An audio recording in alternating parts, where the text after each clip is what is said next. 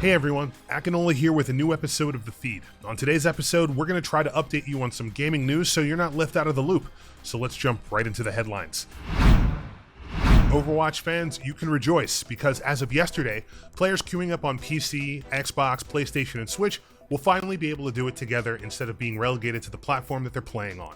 The modes include quick play, arcade, and custom game modes. Hardcore players don't fret. When it comes to competitive, only console players will be able to play with one another. Same thing with PC. There are obvious advantages when using a keyboard and mouse compared to a controller, but I have seen some players absolutely tear it up on controller. Nevertheless, you can expect that type of separation when trying to grind ranked. Now, to enable crossplay functionality, players are going to have to connect their Battle.net accounts to their Xbox, PlayStation, or Switch consoles. PC players are obviously ready to go. Now, there's one downside: there isn't going to be any cross progression between versions of the game. So whatever platform you've invested your time and money will be locked to that platform. So if you're feeling like starting over, you can go for it. Just remember, whatever you're unlocking won't carry over to the new platform you're playing on. Hopefully cross progression will be added on in a future update, but who knows when that will be. Hey everyone, Akinola here. Each week we'll bring you the Fusion content you need all season long. In making today possible, this podcast series is powered by Xfinity. Get a fast and reliable connection from Xfinity, the only network with gig speed Wi-Fi, and the preferred internet provider of the Philadelphia Fusion. Happy birthday, Sonic, the speediest hedgehog around is celebrating 30 years on Earth. And I don't know about you guys, but even though I had an NES first, my Sega Genesis was the first console I fell in love with, and two games kicked everything off for me: Streets of Rage 2 and Sonic 2. Sonic's come so far that he's got a game for just about every modern gaming system that you can think of. He's been in Smash, the Olympics, he's even had a TV show. Sonic doesn't seem to be slowing down anytime soon, and we got to celebrate 30 years of Sonic by experiencing a Sonic Symphony. That's right, there's an orchestra jamming out to music from the 90s until now. There are some special appearances, so I won't ruin it if you haven't seen it, but if you haven't seen it, I'm urging you to go take a watch right now. It's on Sonic's YouTube channel.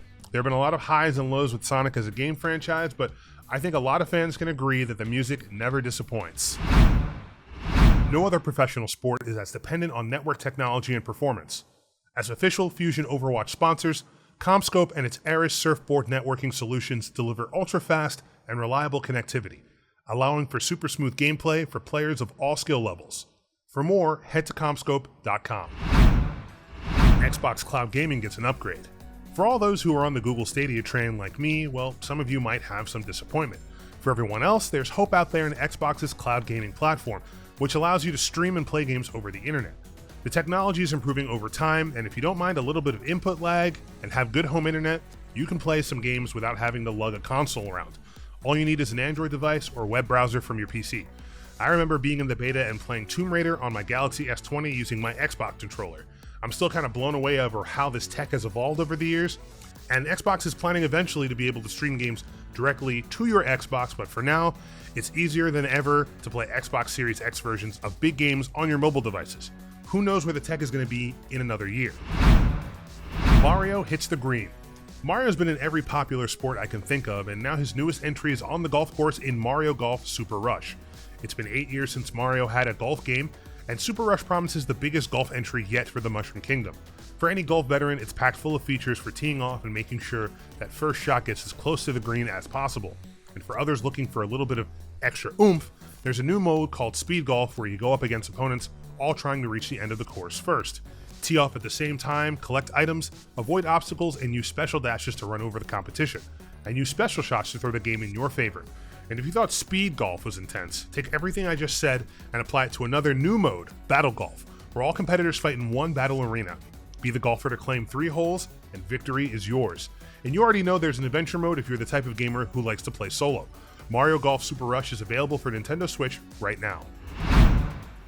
Current water heater giving you the cold shoulder? Upgrade to a reliable Bradford White water heater for all the hot water your family needs. Visit bradfordwhite.com to find a professional installer near you. WARZONE Season 4. The newest line of content for WARZONE is available, so let's go over some of what's in store. First off, there's a new dirt bike which will be the fastest thing you can ride when trying to become the top dog. There's also 2 new modes. Verdansk Resurgence Mini, which locks the lobby to 44 players, no gulag, a resurgence timer, and alerts from friendly deaths. And there's Payload, an objective-based mode where you'll have to escort caravans through checkpoints. Right now, there are 3 new weapons: the MG82 LMG, the C58 Assault Rifle, and the Nailgun SMG. There's also going to be 2 more weapons released later on in the season. Also added to the season is a new operator, Jackal. You can expect to see 2 more operators later on in the season.